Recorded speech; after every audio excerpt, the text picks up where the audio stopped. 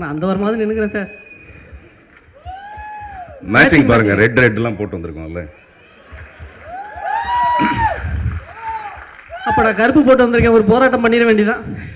இந்த நிகழ்ச்சியோட சிறப்பு விருந்தினர்களாகிய இந்த கைத்தட்டி விசில் அடிக்கிற ரசிகர்களுக்கு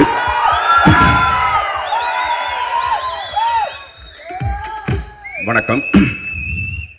நானும் 40 வருஷத்துக்கு மேலே இந்த தமிழ்நாட்டில் தான் இருக்கேன். இருந்தாலும் சில வசதி காரணமாக நான் இப்போ பேச போகிற விஷயத்தை ஆங்கிலத்தில் சொல்ல வேண்டியதாக இருக்குது. A young boy asked his dad, what is the difference between confident and confidential? A young boy asked his dad, what is the difference between confident and confidential? The dad says, you are my son. I am confident about it. You are my son. I am confident about it. But your friend standing there is also my son. That is confidential.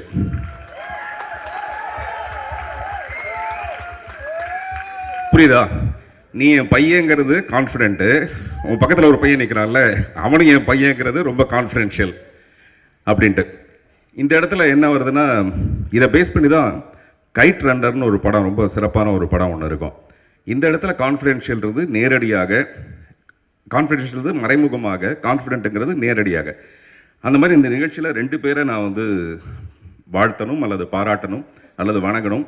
ஒன்று நேரடியாக என்பது திரு பாரதி ராஜா அவர்கள்.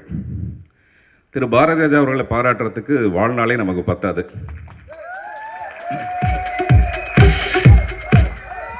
இப்போ நம்ம நான் கொஞ்சம் வித்தியாசமாக அவரை பாராட்டலாம்னு நினைக்கிறேன். பாரதி ராஜா ஒரு சிறந்த குரங்கு. இதுக்கு கை தட்டவும் கூடாது, கை தட்டாமல் இருக்க முடியாது. குரங்குன்னா ஒரு வார்த்தை, பட் 4 எழுத்து இருக்கு.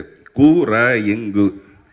சிறந்த குணவான், சிறந்த ரசனையாளர், இங்கு இங்கீதம் அறிந்தவர், இன்னொரு கூ இருக்குல்ல, குவாலிட்டியான ஒரு மனிதர்.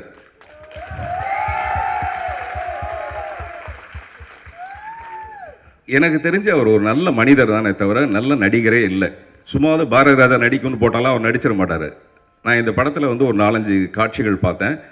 நடிக்கவே இல்லை, அவ்வளோ சிறப்பாக அப்படியே வாழ்ந்திருக்காரு. அவருடைய மிக சிறப்பான ஒரு விஷயம், அவர் நடிப்பு சொல்லிக் கொடுப்பாரே தவிர அவர் நடிக்கவே மாட்டார்.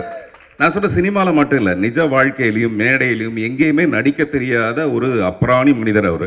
அதனால தான் நிறைய இடத்துல அவருக்கு ஏகப்பட்ட பிரச்சனைகள் வரும்.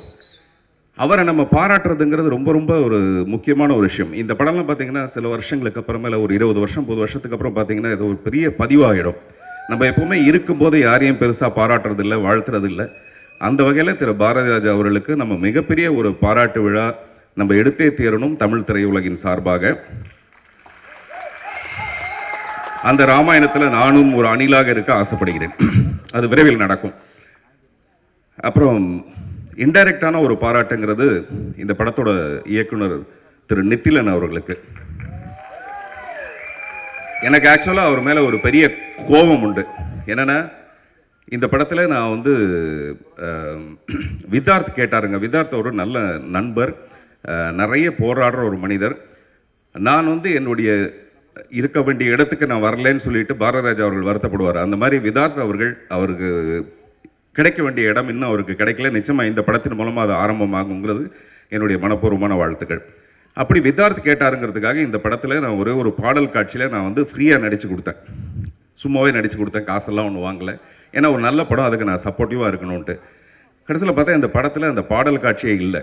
எனக்கு ரொம்ப வருத்தமாக இருந்தது. என்னடா நம்ம சிரமப்பட்டு பண்ண ஒரு விஷயத்தை இந்த படத்தில் இல்லையேன்னு சொல்லிட்டு எனக்கு கொஞ்சம் வருத்தமாக இருந்தது. ஆனால் அங்கே தான் இந்த டைரக்டரை நான் ரொம்ப மதிக்க ஆரம்பித்தேன். ஒரு கல்லில் தேவையில்லாத பகுதிகளை ஒதுக்குனா தான் அது சிலையாகும். தேவையில்லாத பகுதிகளை அப்படியே ஒதுக்கிட்டே வந்தோம்னா அது சிலையாயிடும். அப்படி இந்த படம் சிறப்பாக இருக்கிறதுக்கு பின்னாடி யாரோ சிறப்பு கௌரவ தோற்றம் பண்ணியிருந்தா கூட படத்துக்கு தேவையில்லைன்னும் போது அவர் கட் பண்ணார் பார்த்தீங்களா, அங்கே தான் அந்த டைரக்டரை நான் மதிக்க ஆரம்பித்தேன். ஸோ நித்திலன் அவர்களுக்கு எதை வச்சுக்கணும் எதை வெட்டணுங்கிறது ரொம்ப நல்லா தெரியுது. ஸோ அவர் ஒரு நல்ல சிறந்த இயக்குனராக வர என்னுடைய மனப்பூர்வமான வாழ்த்துக்கள். அப்புறம் எல்லாரும் ஹீரோயினை சொன்னாங்க. இவர் கூட சொன்னார் பக்கத்து வீட்டு பொண்ணுன்னு. எங்கள் பக்கத்து வீட்டு பொண்ணு இவ்வளோ அழகாக இல்லை. ஆக்சுவலாக பக்கத்து வீடு காலியாக இருக்குது, நீங்கள் வேணால் அங்கே வந்துடலாம். அப்போ நானும் சொல்லலாம் பருமையாக, இந்த மாதிரி ஒரு அழகான பக்கத்து வீட்டு பொண்ணுன்ட்டு. அப்புறம் இந்த படத்தின் தயாரிப்பாளர்கள் கண்ணன், அவரை வந்து நிச்சயமாக பாராட்டணும். இந்த மாதிரி ஒரு நல்ல இயக்குனர் அறிமுகப்படுத்துறதுக்காகவும் நல்ல ஒரு கதையை தேர்ந்தெடுத்ததுக்காகவும். நான் எப்போவுமே இந்த மாதிரி மேடைகளில் வந்து சமீபத்தில் கூட லென்ஸ்னு ஒரு படம் பார்த்தேன். ஃபஸ்ட் ஷோவே நான் படம் பார்த்தேன். ஒரு டிக்கெட் வாங்கி நான் படம் பார்த்தேன். ஏன்னா இந்த மாதிரி நல்ல படங்கள் பாராட்டுறது மூலமாக இல்லை வாழ்த்துறது மூலமாக தான் இந்த திரையுலகம் வளரும். நன்றி, வணக்கம்.